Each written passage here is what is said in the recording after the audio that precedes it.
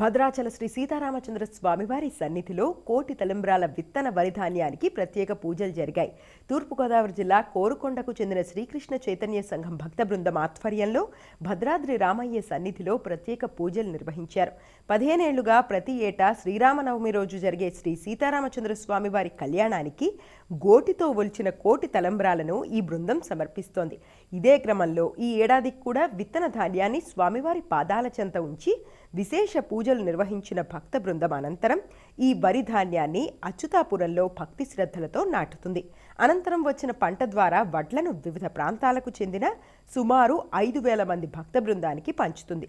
వారంతా నియమనిష్టలతో గోటితో ఒలవగా వచ్చిన తలంబ్రాల బియ్యాన్ని సేకరించి శ్రీరామనవమికి ముందు రోజున భద్రాచలం తీసుకొచ్చి స్వామివారికి సమర్పించడం ఆనవాయితీ.